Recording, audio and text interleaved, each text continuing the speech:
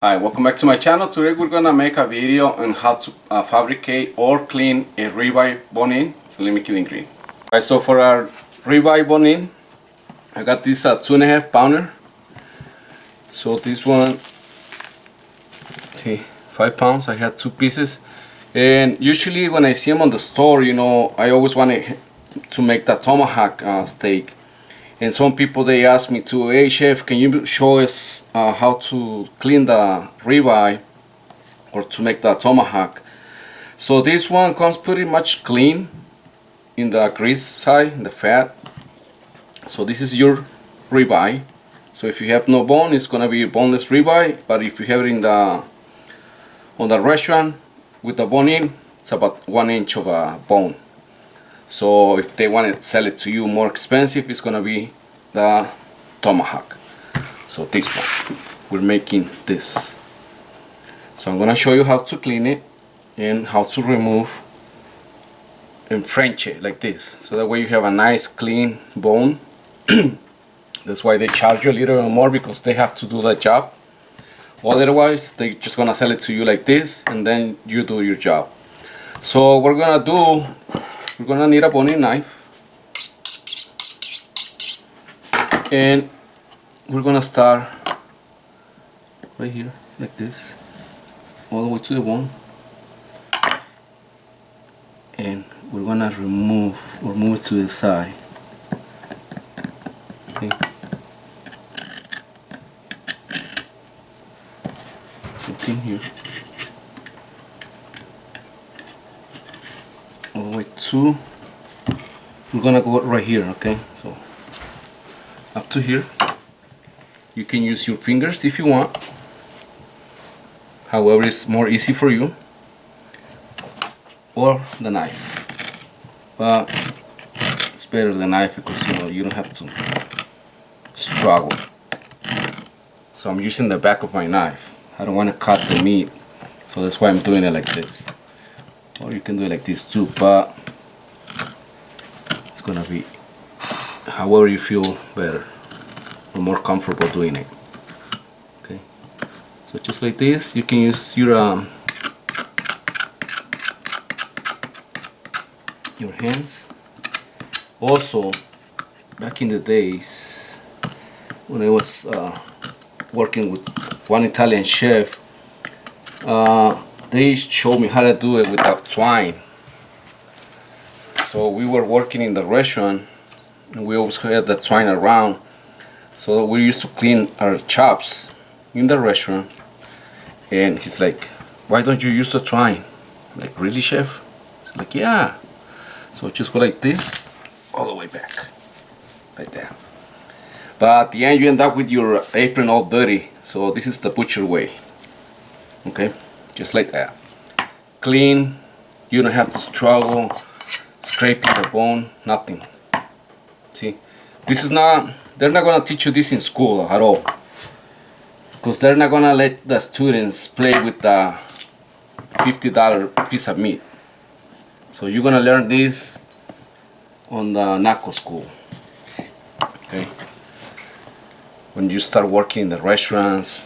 So you're gonna be, especially in the steakhouses where they do their own cuts, then yeah, you're gonna learn how to do this. See, just like that, clean, beautiful cut. Tomahawk, just like this. And then you can marinate it. You can dry rub, brine it if you want, age it, you know, for 30 days or more. It's gonna be up to you, however you want to use it. But this is done. So from here, we got these babies for Valentine's or any special occasion, Father's Day, any day. You know, it doesn't have to be a holiday. So we got this. We put them on the side, and also save the trimmings because we're gonna make a sauce. So from here, we're gonna just little pieces, and we're gonna make a sauce from here for my steaks. So for this one, I'm gonna make a video on the side, like I always do. I always do my videos in parts, so that way you can understand what I'm doing or what we're doing. So hopefully you guys like this video. and how to clean the ribeye. And also I'm gonna come back, I'm just gonna wash my hands, and we're gonna make one dry rub and one brine. So let me come back. Right, so now that we have our meat or cuts already clean, so we're gonna do one dry rub and one in the brine. So make sure it doesn't have any blood. And we're gonna need this one for the brine. We're gonna make this one with a dry rub. So what we're gonna do, we're gonna make a version on how to prepare the prime rib seasoning. Okay, you can buy this one already mixed, or you can make your own. So what I'm gonna do, I'm gonna make my own. I'm gonna add the 5 peppercorn. You can add any pepper that you like. Some bay leaves. Okay, about 3 or 4 bay leaves. Some chili flakes. You can use any chili that you like. You can always do paprika, cayenne. It's gonna be up to you. I have some coriander seeds or cilantro seeds, and also since I need my mustard seeds, this one has it and I don't have it because I run out, I'm gonna use a little bit of this. This is the one that I like for my cuts. And also I'm gonna add some of the wild mushroom, gourmet mushrooms. This one has porcini, shiitake, wood of the ears, chicken of the woods, and porcini. Okay, so this one has 5 mushrooms. I'm gonna use some dehydrated onion, salt, kosher salt, and also some sugar. That's gonna be for my dry rub. And then I'm gonna show you how to do the brine also. So for this one, we're gonna need a hot pan, and we're gonna toast our spices. So what we're gonna do, we're gonna toast our seeds. So you're gonna add as much as you want, or 1 tablespoon of each. Okay. Same thing with the bay leaves. Just be careful, it's gonna start popping.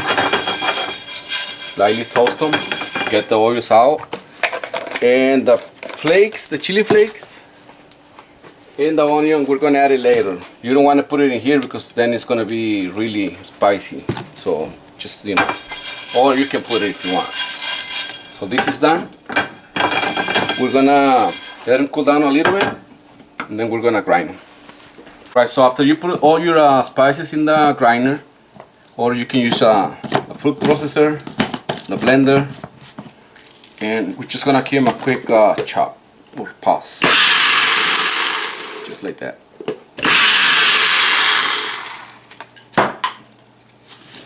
So that way we have a version of this. So now we're gonna put the chili flakes. You can put as much as you want, or you can omit it. It's gonna be 1 tablespoon of onion. You can always use some dehydrated garlic also. And we're gonna put the salt. I'm gonna do about half, because this one is very strong. And also I'm gonna grab my sugar, come back and show you the next step. Right, so now we're gonna add the oregano. It's gonna be 1 tablespoon also. And it's almost like this one. The difference in this one, it has sugar in the raw, and the salt, the kosher salt, but bigger size. So this one I just put a little teaspoon of salt, and then the sugar, same thing, about 1 tablespoon. You can use any sugar, you can use brown sugar if you like. And I put my oregano, pretty much the same, except on the pieces of sugar and salt. This one has a bigger coarse salt. So this is done. So now we're gonna do our dry rub. Okay, I'm gonna put a little oil So you can always do mustard or oil or just like that. It's gonna be optional. However you want to do it is fine. I'm just gonna put some oil all around, so that way it's gonna help me to stick all my spices stick to the meat. Okay. And then you're gonna add your spices. And we're gonna let this one marinate for about 4 days in the refrigerator. You can let it marinate, you know, as long as you want. It's gonna be optional. You can leave it up to a month and make your dry aged meat. It's gonna be optional. So this is done all around.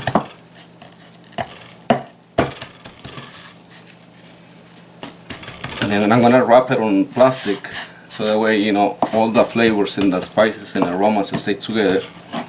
But this is done, and then we're gonna utilize this to make the brine. So I'm gonna wash my hands, come back and show you the next step.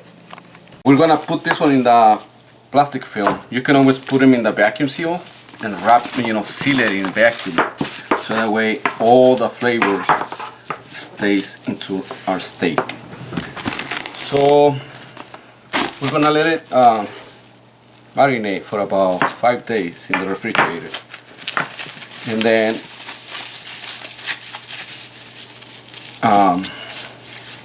we're gonna do the brine. So this one, put them on the side, and what I'm gonna do, I'm gonna add my mushrooms. I'm just gonna add about this much, and I'm gonna blend them also in the grinder, and I'm gonna add my wine. I'm gonna use this kind of wine, Chardonnay. You can always use any kind of wine that you like, red wine, white wine, champagne, cognac, any liquid. And since we have all the ingredients that it goes into the brine, you know, it's just gonna add the liquid here, cold. So you can do it, you know, the hot and then cool it down, but this is already done. So we're just gonna add the wine. You can always do beer if you like, and if you want to add any vinegar, it's gonna be optional. So I'm gonna grab my cup and show you the next step. Alright, so what I'm gonna do, we're gonna add our mushrooms. Same thing all around. You can always add it when you're doing the mix, but you know, it's gonna be optional. And then we're gonna add some of the wine on the side. And you can always vacuum seal them. Okay, I'm gonna see if I can find a smaller container so all this liquid, you know, stays in the same container. You can put them in a bag and then just shake them, you know, once in a while. We can always do a Ziploc bag, but since it has the bone, you know, it can puncture the bag, so we can leave it here. And then, you know, once in a while, you just flip them around, like every 4 hours, you know, every night. Press it down so that way you have all the flavors in. But this is gonna be your dry. Alright, so we're gonna let it marinate. You can let it marinate, you know, overnight, 4 hours, 8 hours, a week, and it's gonna be up to you.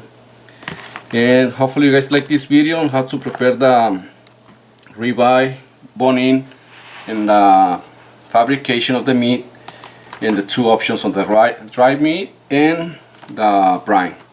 Don't forget to share my videos, comment, like, follow me in Chef Alex Perez on Facebook, Chef Alex Perez on YouTube, Instagram as Chef Alex Perez 34, and enjoy. Thank you. Stay tuned for the next step of this one. Thank you.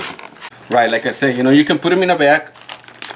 You can vacuum seal if you want, and this one double bag it if you like. And then this is done so that way it's easier to manipulate.